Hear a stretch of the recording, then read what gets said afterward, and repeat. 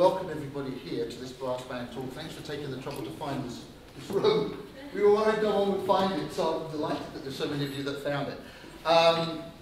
My name is Steve Allen. I'm currently the president of the North American Brass Band Association, and it's a real treat to be able to talk to you guys about this particular subject, because it's something that's really, really close to my heart.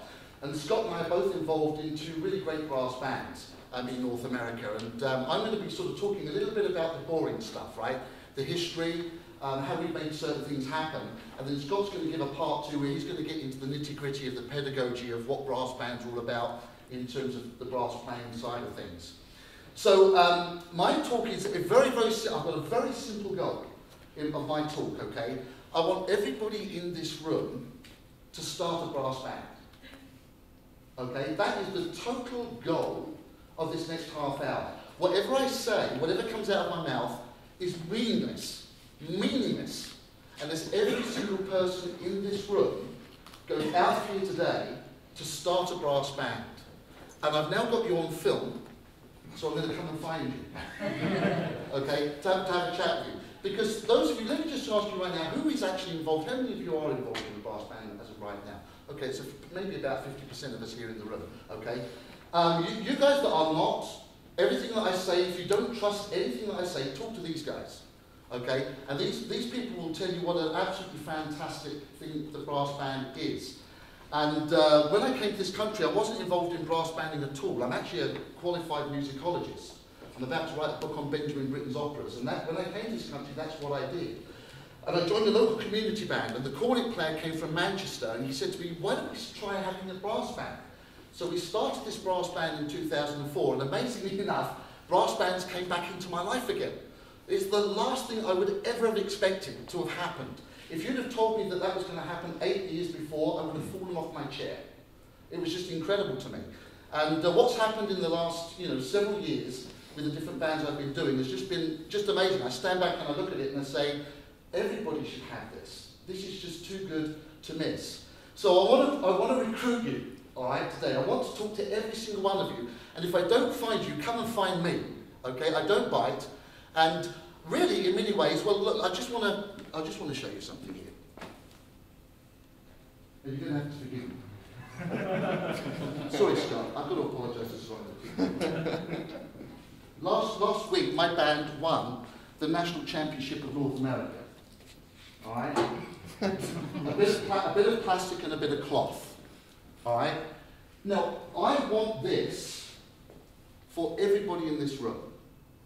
I want every single one of you. I mean, I'm so grateful I can come to this conference with authority. It would be a real bummer if we lost last week, right? But guys, listen, I want every single person in this room to have this, and I am willing to become your servant to make it happen. Okay? I want you to see me as a resource, as somebody that can give you money, music, support, ideas. If I can't answer the questions, I will point you to the person that can. I am your servant, okay? Because I want this thing to really take off in a big way in this country, and I really believe the time is right, okay? I spoke to a couple of people yesterday. I spoke to my good friend Travis Anderson, and we were talking about Boston. The great New England brass band is in the Boston area, outside of Boston. But Travis, who has recently returned to Boston, said there's no brass band in any of the universities within the city of Boston. And I find that kind of mind-blowing. I spoke to Aaron Hindle last night. He's done a tremendous job with this conference. And Aaron was saying to me, wouldn't it be great if we could get an orchestra up here and have everybody play with them? Not that the pianists aren't wonderful, they're wonderful. Every one of them done an incredible job. Wouldn't it be great if we could get an orchestra? And I said, Aaron, what about a brass band? And he said, it costs so much money to get James Madison to come here or to get Princeton to come here. I said, well, why not start one here? Why not actually start an Ithaca brass band? An Ithaca College brass band, and students win one of those. Wouldn't that be cool?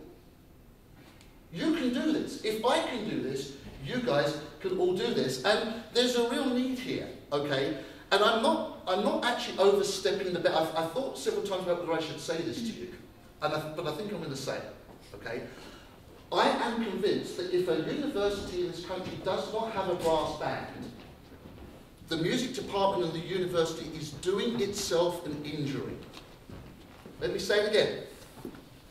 if a university in the United States of America in 2013 does not have a brass band course, that university is doing itself an injury.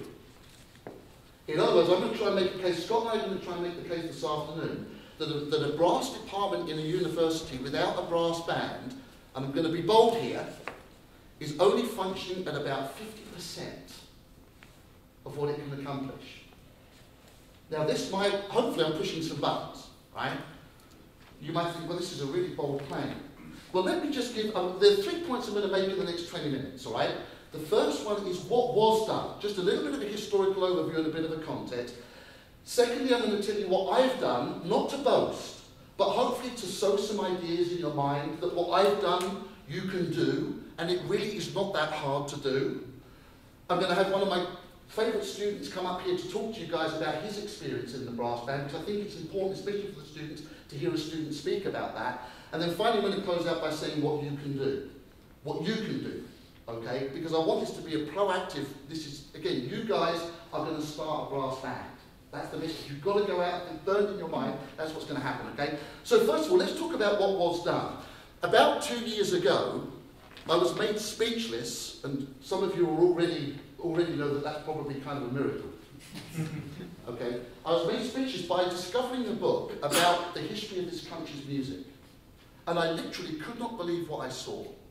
Because I believed that this country was founded primarily on concert band music. I thought that concert band music was the fundamental tradition of America, beyond any other musical medium, that the concert band was the thing that this country was known for. But this book, and I can't remember the name of it offhand, but I'll send it to you, I'll find it for you.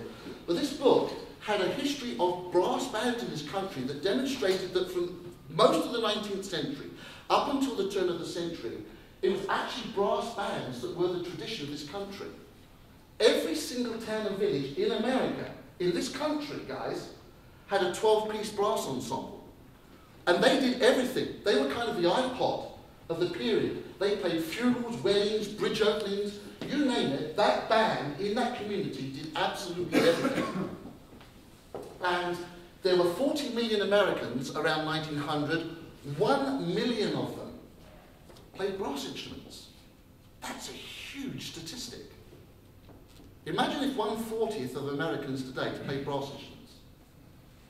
I mean, that's a mind-blowing statistic. And there were two things that changed it. John Philip Sousa and his military bands, and then the adoption of concert bands in the academy in the 1920s, okay, and Wagner. Wagner became the unofficial American composer at the beginning of the 20th century. Those two things basically removed the brass band tradition and replaced it with something else. But as Americans today, especially if like me, you're shocked by this news, and I'm sure some of you are, to know this, that brass band music was the original American music. Not just in England, but actually in America during the 19th century. This is a part of our tradition, guys. This is something that we've got to claim and recover. Are you with me? All right? This is just an incredible thing. And one of the things for me starting a brass band, I was just amazed at how strongly American audiences responded to it. And I subsequently discovered this thing about it being in the blood of this country, in the history of it. Absolutely fantastic. Louis Armstrong played in a brass band. Not a jazz brass band. A brass band. Like ours. A huge, in an orphanage. Like a 50-piece group. Louis Armstrong began his career, ladies and gentlemen, in a brass band. Isn't that incredible? Is that news to anybody here? I mean, when I saw the photograph, I was like, are you kidding me? This is absolutely incredible. So, bands like River City and Battle Creek today, going around the country playing popular music programs to Americans, are really the kinds of bands that are keeping this kind of tradition going. In the 1960s, some of the great British bands, the GUS band, some of these names might not mean much to you guys, but the GUS band, the Black Dyke Band, and the CWS Manchester Band came over and did a tour of Canada and the US. Jeffrey Brand, Eric Ball, the great composer, Harry Mortimer, Stanley Boddington, all the great conductors came over, and they did this tour, and this was one of the very first stirrings of, wow, this is incredible, something can really happen in this country. And then in the 1980s, NABBA began. NABA being the North American Brass Band Association, and the very first brass band championship began in that year. And the spreading of the good news about this incredible, this musical institution started to spread around the country. I like to think of this as the second British invasion. You had the Beatles come over in the 1960s, that was the first wave, right? But it's actually in the 1980s that the second British invasion began, the arrival of the so-called British brass band, that I would argue today doesn't need to be retained in this country because there's really an American tradition here now. You know what I'm saying? It's American brass bands that we're really dealing with now. So basically, that's kind of like the history. There's this tremendous, it's not like brass bands just started 30 years ago in this country. There's over 150 years of brass band history. It's just been covered up. And part of the point I'm going to make today, guys, is that we need to begin a revolution. Nothing less, you've got to think of it in these terms. Nothing less than a revolution within the university system of this country. If we can begin that revolution, if we can get brass bands in every single university of this country, we will begin a tremendous revival of this incredible tradition. Okay? So secondly, let me just tell you a little bit about what I've done. And again, believe me, I'm not boasting about this. I just want to sort of deliver this information to you in the hopes that you can grab a hold of some of this and you can find your way towards making some of this stuff happen for yourselves. The band that you heard at the beginning there was my old college band, the Birmingham School of Music Band. It was an amazing band. It came third to Black Dyke on that performance. Not that performance, the performance the day after that recording, which was made on an old boombox back in the 1970s and laid in my basement for 30 years until I digitised it. You are the first people to hear that actually since it came out. My college band came third to Black Dyke. Drawn number 1 in 1979. There were amazing musicians. The musicians from that band went on to start the Fine Arts Brass Ensemble. Some of you may have heard that. One of the most significant brass quintets of the 1980s and 90s came out of that brass band. Richard Adams, who started the brass explosion, came out of that band. The current brass principals of the Royal Shakespeare Company came out of that band. Some of the players that play regularly with the City of Birmingham Symphony Orchestra came out of that band. Several players have gone on to international careers with orchestras around the world. It was just an amazing college band.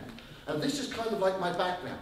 So when I came to America and started this brass band in Princeton, I literally, because this was before we had social media on Facebook and this kind of thing, I went down to Steve Dillon's with a pile of flyers and I just put these pile of flyers. Steve was really good to me.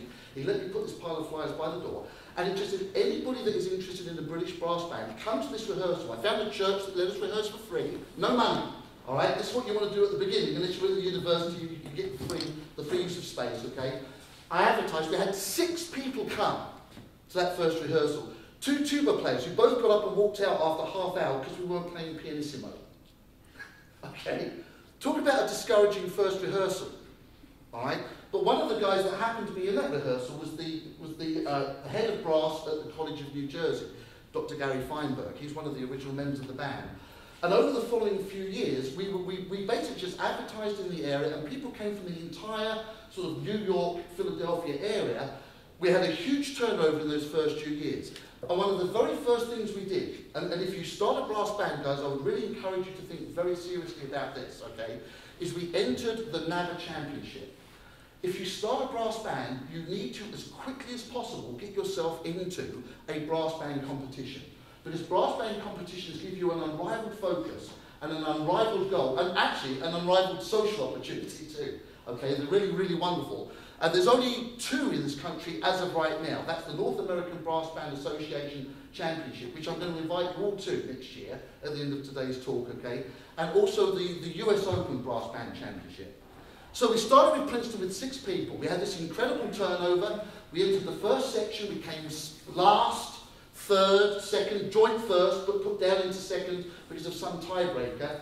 Last year we went up into the championship section. There were people in the band that said, don't do it, wait a year. Don't, you know. I had to have conversations with them to do it. And last week, against all the odds, we went down there and we won the championship. There were grown men crying. There were people in their 60s weeping when that prize was announced. And you know what's really cool? I've got to tell you guys this. You know, when you're at college, you all think you're going to play in the Berlin Phil, am I right?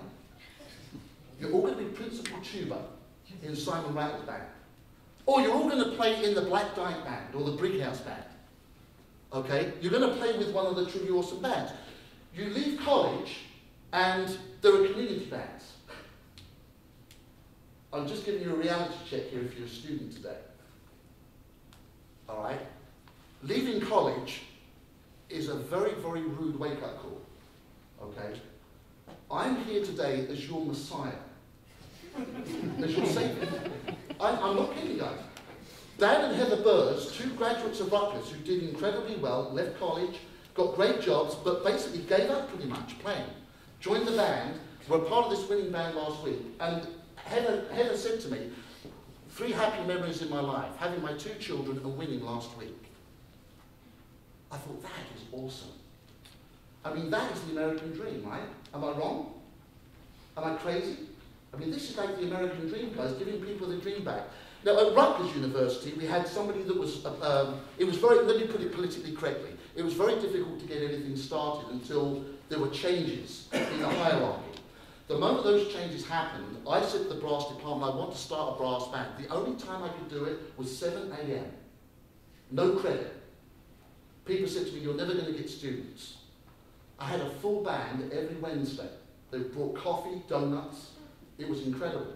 Against all the odds, we got that thing established as a course. It's now a credit-bearing course at Rutgers. You actually get credit for playing in the brass band at Rutgers. It's absolutely incredible to me, you know. And those kids, some of those kids actually played with Princeton last weekend at the championship. Next spring, I'm going to start my 3rd brass band. I've created 3 in the last 7 years. This is my 3rd. This is actually my 4th brass band that I'm conducting. Okay? This is through the extension division, and this is going to be a 15-week course for pre-college students. So we now have an ecosystem in place. We have a pre-college recruitment band where we're going to be recruiting for our studios. We have the Rutgers University band where all of the kids are going to be fast-tracked. Because Scott's going to tell you how wonderful all the techniques are in just a few minutes. What you're going to get out of brass band experience technically. Scott's going to tell you all this stuff, right? And then we have the Princeton brass band that takes people to the national and international stage. We've got the complete package at Rutgers. Guys, if I can do this, you can do this, okay? And through, there are many, many benefits of this whole thing. I was shocked to find out that a lot of brass players at Rutgers left Rutgers and never played with a group. Never did a solo with an ensemble. I thought, how can that happen? How can a student go to college and possibly go through that college experience and never play with a brass ensemble? It just did my head in. So with the brass band now, I have all the students coming up to play solos. Everybody that's in that brass, not just in my studio, not just in the tuba euphonium studio, but in all the brass studios, are now at least getting one opportunity to play at least one solo while they're at college with an ensemble, which I consider to be a pretty important part of student training. Are you with me? Now, just to give you a break from me for a few moments, I want to invite my student Ray to come up and just share a few words, if you would, about his experience with the brass band, just to give you guys a break from me, which I'm sure you'll be relieved about, and also just a little bit of an insight from the student's perspective. How you doing? Ray Hendrickson, euphonium player at Rutgers University. Stay with Steve and also Aaron Vanderbilt. So, you know, I got kind of nervous and Steve was like, you know, come up and talk about the brass band, because I realized that half of you probably know a lot more than I do about it. So we started the Rutgers Brass Band about 2 years ago, and before the Rutgers Brass Band, I really knew nothing about brass bands. You know, it's kind of one of those things like I've seen British bands play on YouTube, and I always love the sound of a brass band. And so it's exciting, and the music is always fantastic. But it's not something I really knew that was going on in America. So. When Steve decided to get this brass band together, he told me in one of my lessons one day, like, oh, I'm starting this brass band. It's like a week, So it was completely out of the blue. And I was like, okay, so I'm going to try and tell my friends, I'm like, show up 6:45 on Wednesday, you know what I mean? We're going to start a brass band, and these kids are looking at me like I'm crazy.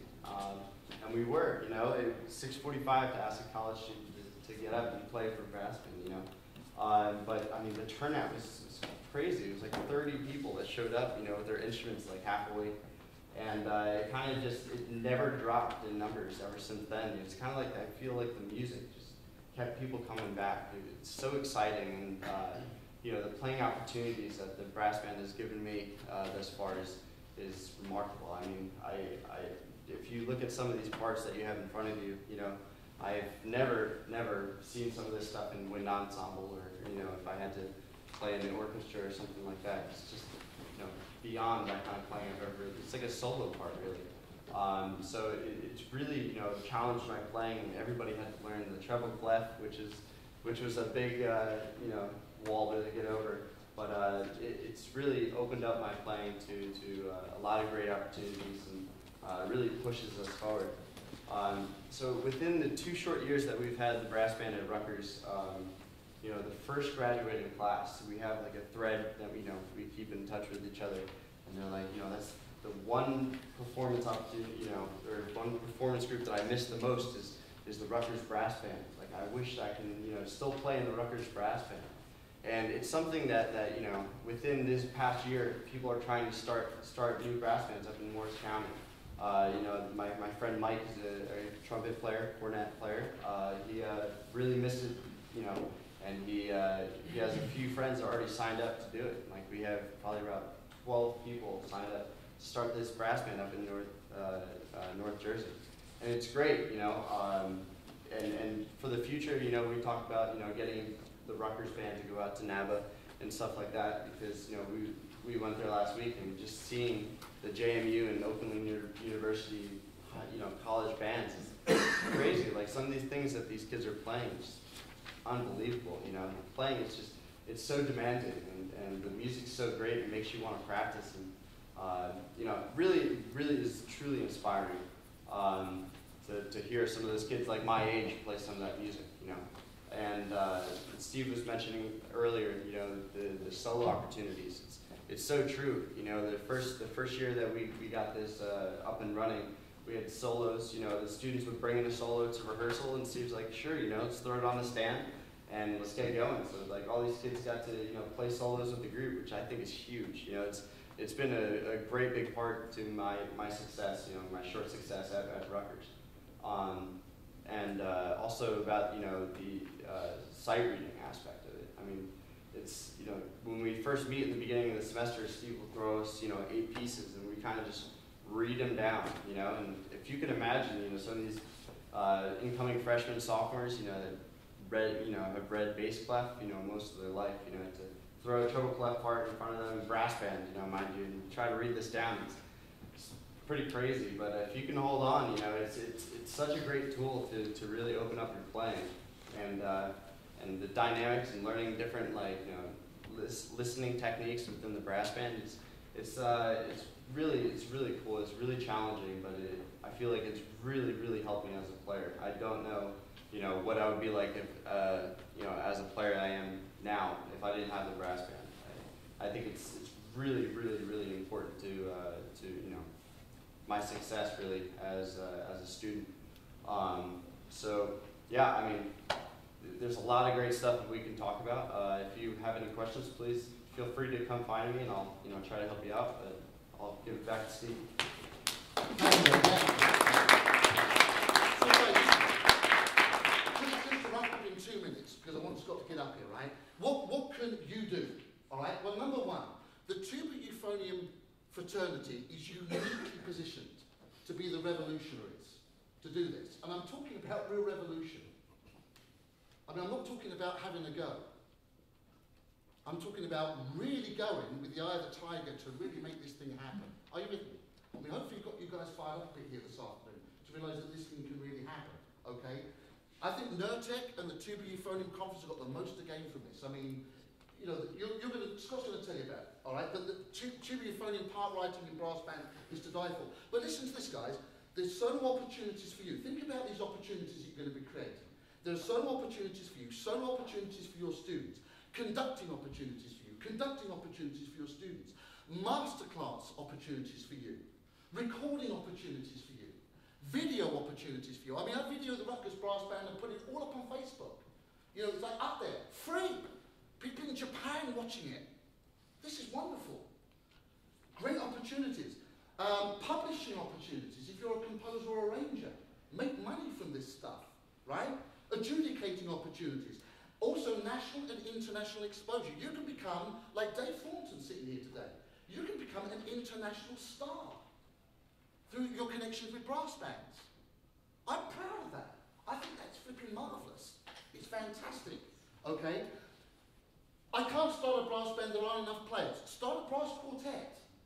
What repertoire? Email me. I can't start a brass band. Start a 10-piece.